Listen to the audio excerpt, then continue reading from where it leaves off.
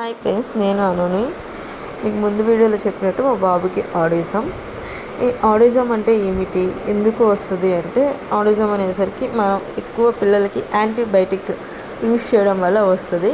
మేము బాబుకి అంత ఎక్కువ యాంటీబయాటిక్ ఏం యూజ్ చేస్తామంటారే, నేను ప్రెగ్నెన్సీలో చాలా సఫర్ అయ్యాను.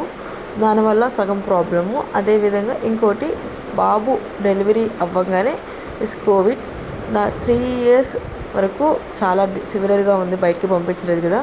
అప్పుడు మా బాబుకి ఇది యాంటీ అయింది. అదేవిధంగా మా బాబుకి పాలు బాగా కక్కేవాడు, జలుబు, దగ్గు, జ్వరము. ఆ టైంలో యాంటీబయాటిక్ యూజ్ చేయడం వల్ల ఇప్పుడు మేము వాడుతున్న డాక్టర్స్ చెప్పింది అందువల్ల వచ్చిందని. అదేవిధంగా మొబైల్స్, సగం మొబైల్ చూడడం వల్ల పిల్లలకి ఇలా అవుతుంది. మెయిన్ డెవలప్ ఇష్యూ అవ్వదు. మేము బాబు 6 months నుండి మెడిసిన్ యూజ్ చేసేది చాలా ఇంప్రూవ్మెంట్ ఉంది. అదేవిధంగా ఇంకో 6 months తీసుకోవడానికి వెళ్ళాము. ఇలాంటి పిల్లలు ఎవరిలో తొందరగా కలవరు. ఈ సిమ్టమ్స్ గురించి నెక్స్ట్ వీడియో అప్లోడ్